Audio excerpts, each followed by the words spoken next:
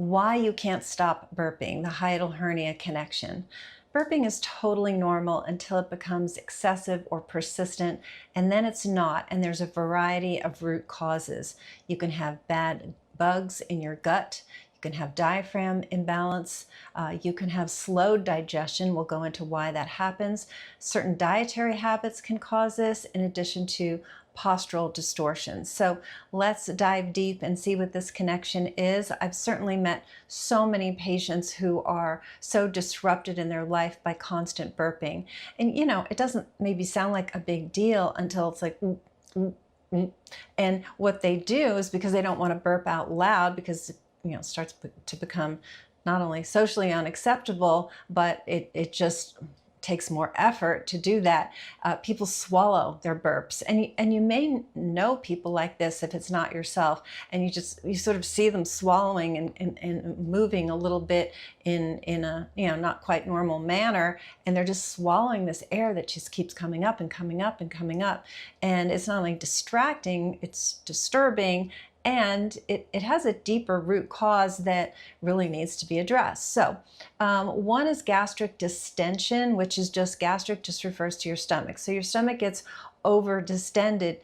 It could happen because you're overeating. More commonly, what's happening is that things are just not moving through the stomach the way they should. So the normal timing of digestion for the stomach, things passing through within 2 to 4 hours, that's not occurring. It's way too slow, and you feel distended, and that pressure, that distension has trapped gas, and you just keep burping. Along with that goes the fact that with that slowed digestion, you can get overgrowth of bacteria that were in the food but should have been destroyed by enough stomach acid. Either you don't have enough stomach acid, or you're on an acid-reducing medication, which frequently happens with hiatal hernia. And because of that, these bacteria are happily procreating. That can lead to something called SIBO, small intestinal bacterial overgrowth. So the normal mechanisms that should be killing the bacteria are not doing so. They're happily procreating, and you can get the excess bacteria and excess gas in the small intestine.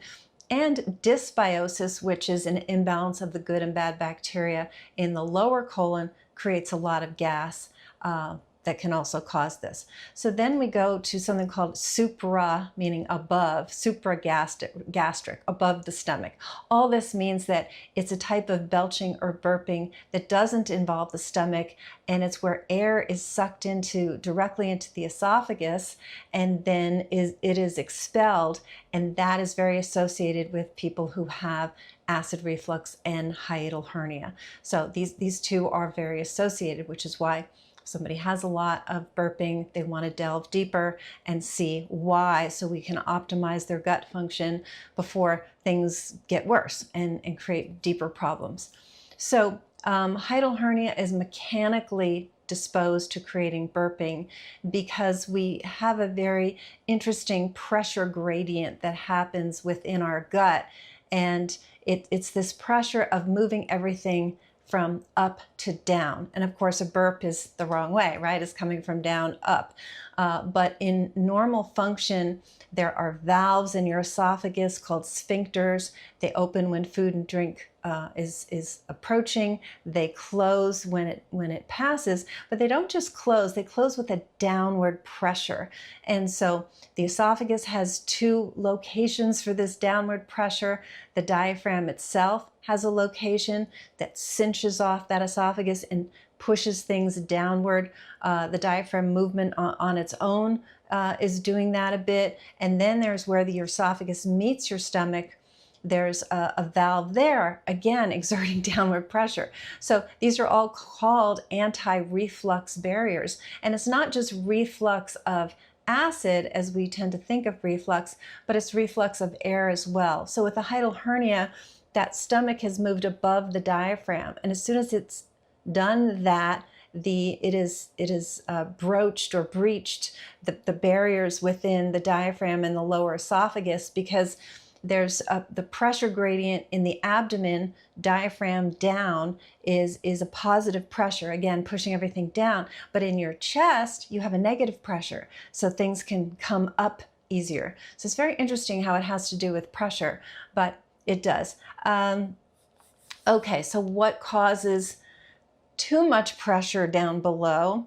I mentioned the dysbiosis, the bad bacteria. Also, constipation can do that. Constipation can be a side effect of the bad bacteria and causing belching. Also, obesity. So obesity, especially in the abdominal area around the organs, is creating too much pressure around the organs, and that can push up the stomach, push up the diaphragm, and again, you get the gas. So a study called manometry, which is looking at how things are moving through the esophagus, shows that with a hiatal hernia, you disrupt the barrier and you're more likely to reflux gas. So let's talk about addressing root causes. If you can get tested, it's great if you can get your microbiome tested, because that will show us, do you have SIBO? Do you have small intestinal bacterial overgrowth? And what is the state of the good bacteria, bad bacteria within the gut? So if that's something you can do, if you can find a clinician who does that, certainly we do, that's great, because then we can very precisely know who's home, as I like to say, as far as bad bacteria, and then treat accordingly. And treatment does not have to be drug related. There's a lot of natural protocols that work very, very efficiently on most of the bad bugs that we identify. Then additionally, we want to optimize motility. So we want to keep things moving so that pressure does not back up. And I mentioned making sure you have enough stomach acid, also with that, enough pancreatic enzymes. So enough of those acids and enzymes to break down the food, because that's what keeps things moving. If you're on an antacid or a PPI, acid suppressing medication, then we have to try to get to the root cause so you don't need that or don't need as much, and other things we can do to help motility as well. But unfortunately, digestion starts in the mouth, but it really very quickly starts in the stomach.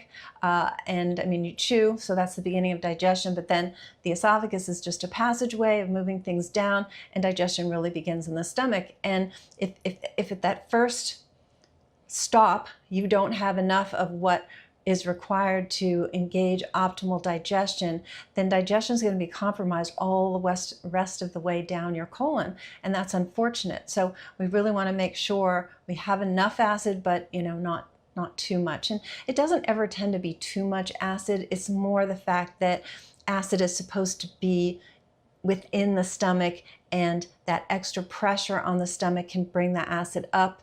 Then you get the reflux, you get hiatal hernia. So it's very rarely about too much acid. It's just that inappropriate motion of acid upward, which again comes from that pressure. So we want to assess that so that we get good motility. And if you're constipated, we want to, of course, see about the good bacteria, bad bacteria. Magnesium citrate can be very helpful for people. Certainly being hydrated. A lot of Americans are dehydrated. They just don't drink enough water. And then motion. A lot of us are way too sedentary, and the bowel needs to move, and you moving helps it move. So getting motion in your bowel as far as motion in your body, those two tend to work together. And then in addition to that, then we want to look at the diaphragm. Sometimes people have had very shallow breathing very chronically, and you can watch them. If you watch them closely, they breathe a bit in the shoulders. I'm exaggerating that motion so you can see it, but a belly breath is not something you see, because it just sucks way down into that diaphragm, and that's the healthy form of breathing. But if you've had a lot of gastric issues, digestion issues, then the diaphragm's not working as well, and you get this shallow breathing, which you can work with belly breathing as an exercise, diaphragmatic breathing exercises, something called a physiological sigh. You can look up how to do that. It's just a normal, well, no, it's an excessive inhale, the deepest inhale you can do quickly, and then a very, very, very, very, very slow exhale. So that's how you do the sigh, but certainly something very, very easy to do and can help diaphragmatic function. The diaphragm can be irritated when the vagus nerve is irritated.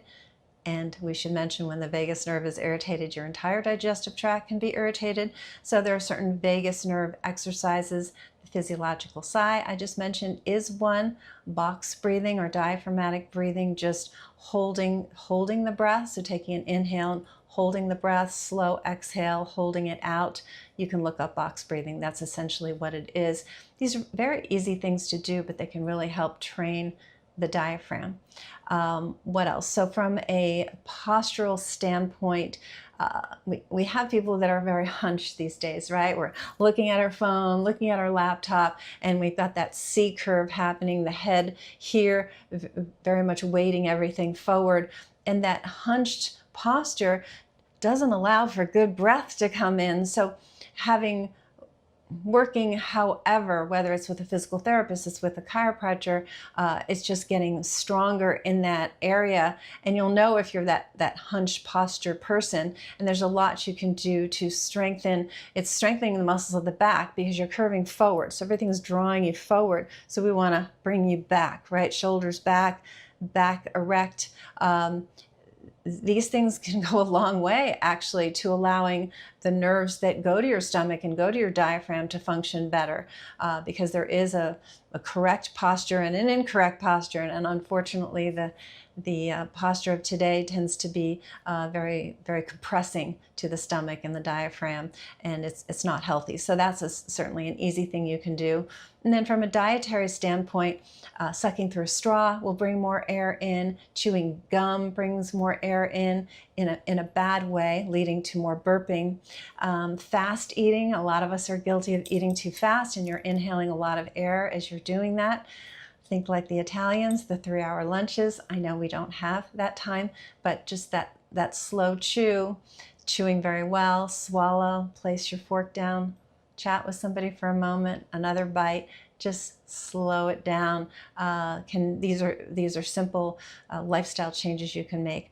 Then, depending on what we might find in your gut, a low FODMAP diet, that's something you can look up, might help, as well as identifying food sensitivities. So I know I'm going back and forth between things you can do totally on your own and things you need help with, but that is the real picture. So what you'll always get from me is the real picture and what's the ideal scene to really handle this for you. Because as I said, the burping is not only uncomfortable, but it could mean hiatal hernia and slowed motility and dysbiosis. And these things are going to catch up to you in much more severe ways than burping.